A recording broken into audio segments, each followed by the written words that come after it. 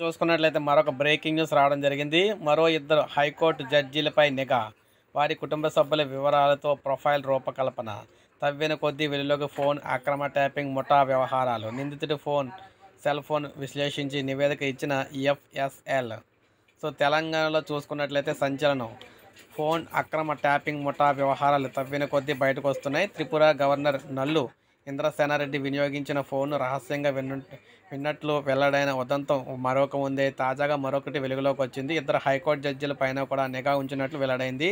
వీరిలో ఓ మహిళా జడ్జి ఉన్నట్లు తేలింది. వీరిద్దరికి సంబంధించిన సమగ్ర వివరాలతో ప్రొఫైల్ రూపొందించినట్లు దర్యాప్తు అధికారులు తాజాగా గుర్తించారు. తెలంగాణ స్పెషల్ ఇంటెలిజెన్స్ బ్రాంచ్ మాజీ ఓఎస్డీ ప్రభాకర్ రావు నేతృత్వంలో ముఠా ఈ చర్యలకు పాల్పడిన సంగతి తెలిసిందే. ముఠాలోని ఓ కీలక నిందితుని సెల్ ఫోన్ విశ్లేషణతో జడ్జీల ప్రొఫైల్ వ్యవహారం వెలుగు చూసింది. నిందితుడి సెల్ ఫోన్ను విశ్లేషించి ఫోరెన్సిక్ సైన్స్ ల్యాబొరేటరీ యంత్రాంగం ఇటీవలే నివేదికను హైదరాబాద్ పోలీసులకు పంపించింది. ఆ నివేదికలో పలు ప్రొఫైళ్లు ఉండగా వాటిలో ఇద్దరు జడ్జీల చిత్రాలతో కూడిన ప్రొఫైల్ కూడా గుర్తించారు.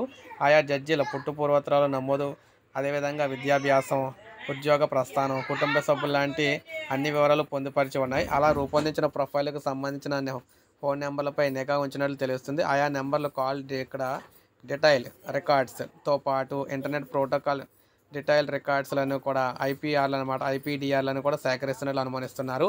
ఆయా ఫోన్లకు సంబంధించిన వాయిస్ కాల్స్, మెసేజ్తో పాటు ఇంటర్నెట్ బ్రౌజింగ్, ఈమెయిల్, చాటు, వాయిస్ ఓవర్, ఇంటర్నెట్ ప్రోటోకాల్స్ తదితర వివరాలను కూడా తెలుసుకోవడంపై ఆ ముఠా దృష్టి సారించిందని చెప్తున్నారు. సో ఈ విధంగా ఒక్కసారిగా తెలంగాణకు సంబంధించి కూడా ఇలా రావడంతో ఒక్కసారిగా ఉలికిపడడం అయితే జరిగిందనమాట.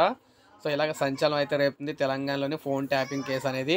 జడ్జిలు కూడా ఇందులో దీనికి అయితే బలైనట్టుగా తెలుస్తుంది అనమాట. ఇప్పుడే మనకు అప్డేట్ వచ్చింది. ఒక లైక్ చేయండి, సబ్స్క్రైబ్ చేసుకోవద్దు, మన ఛానల్ సబ్స్క్రైబ్ చేసుకోండి.